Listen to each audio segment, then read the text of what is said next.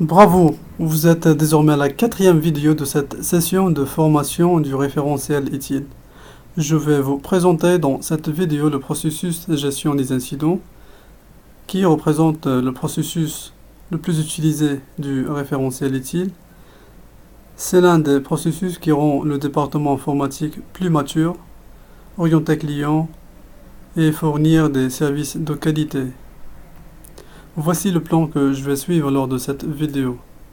Premièrement, c'est la terminologie propre au processus de gestion des incidents. Quels sont les objectifs des processus, les activités, les éléments d'entrée-sortie. Faire un point sur l'escalade des incidents, l'organisation du processus de gestion des incidents, l'interaction qui existe avec les autres processus, et enfin, lister quelques indicateurs clés de performance. Terminologie. Incident.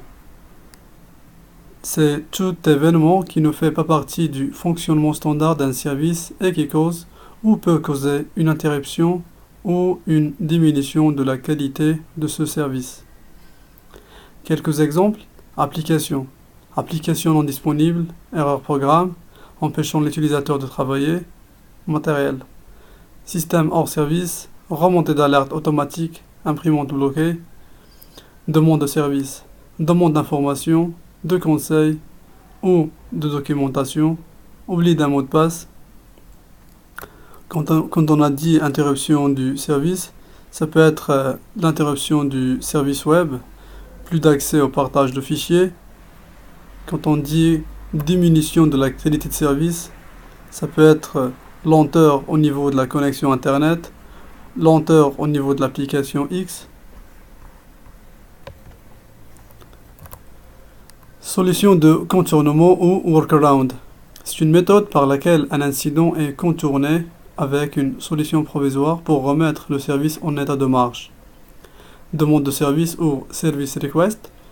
C'est une demande de service n'implique pas une défaillance de l'infrastructure. Ça peut être une demande d'information, demande de changement, réinitialisation des mots de passe. Escalade fonctionnelle ou horizontale. C'est l'intervention d'un niveau d'expertise ou d'autorisé plus élevé lorsqu'un incident ne peut pas être résolu dans les délais convenus par le niveau d'assistance inférieur. Par exemple, le centre de service qui fait un support niveau 1 escalade l'incident vers l'équipe réseau sécurité, c'est peut-être le niveau 2, puis vers les équipes de développement, ça peut être le niveau 3, et enfin vers le fournisseur. Escalade hiérarchique ou verticale, c'est l'acheminement vers les niveaux hiérarchiques supérieurs. Par exemple, le centre de service escalade vers le responsable du centre de service, donc c'est hiérarchique. L'escalade est déterminée par l'urgence de l'incident, le niveau d'expertise requis ou le niveau d'autorité requis.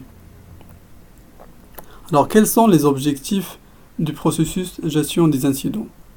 Premier objectif, et c'est le plus important, c'est restaurer le service dès que possible.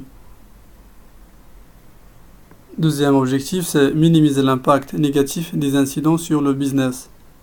S'assurer que les SLA, Service Level Agreements, sont tenus. C'est-à-dire s'assurer que les engagements contractuels sont bien respectés. S'assurer du maintien des meilleurs niveaux de qualité, de service et de disponibilité. Maintenir la communication entre l'organisation informatique et ses clients, en termes de renvoi, estimation de délai de résolution. Évaluer les incidents pour déterminer le risque de se reproduire. Le processus gestion des incidents est situé dans le service support. C'est le premier processus du service support, ou bien c'est le point d'entrée vers les autres supports du service support, à savoir la gestion des problèmes, la gestion des changements et la gestion des mises en production.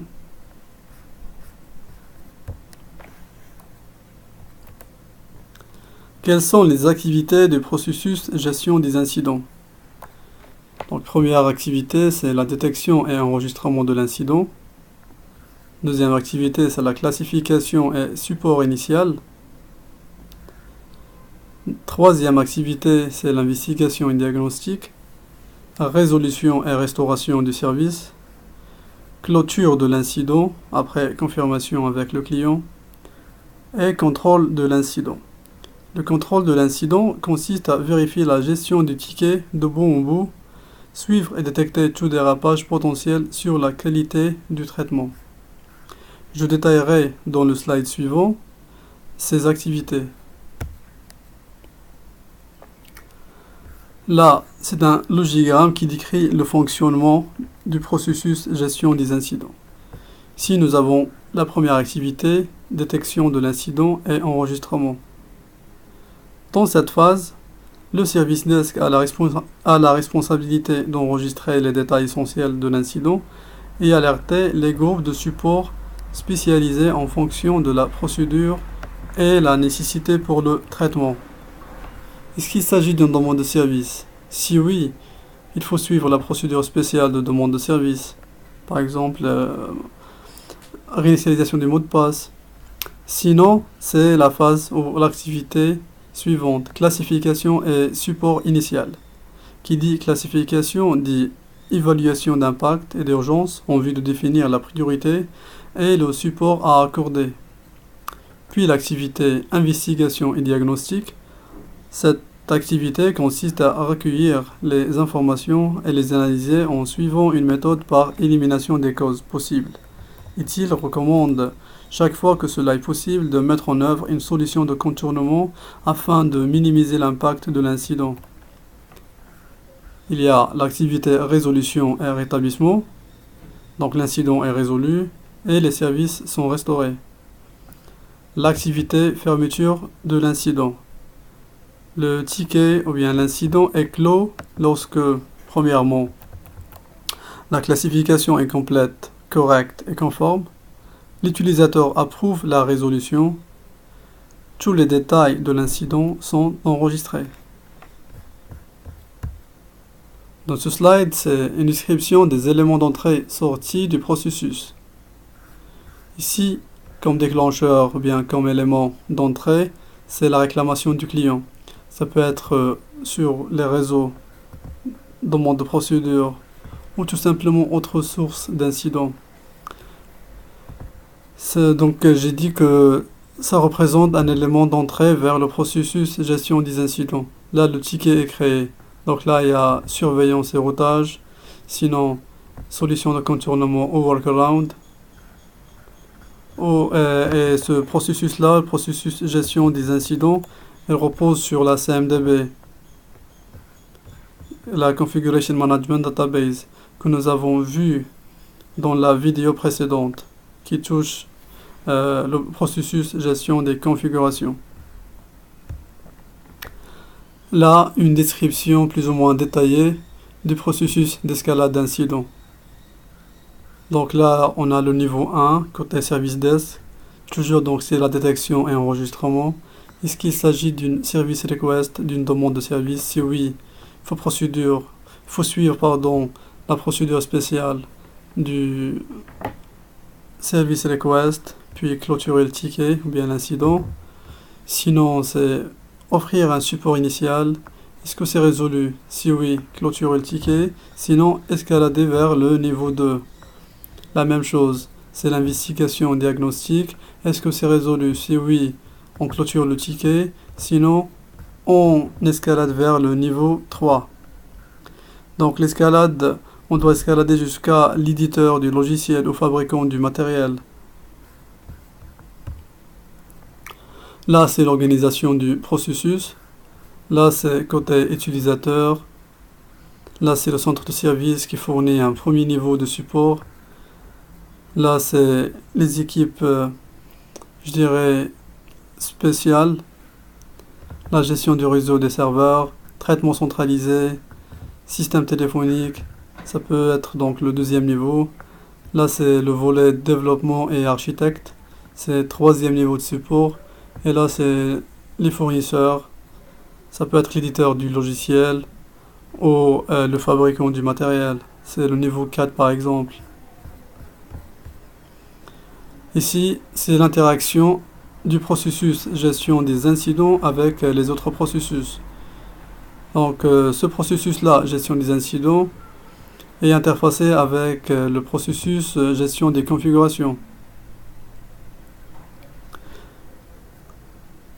C'est pour demander des informations sur les éléments de configuration et les mettre à jour si nécessaire.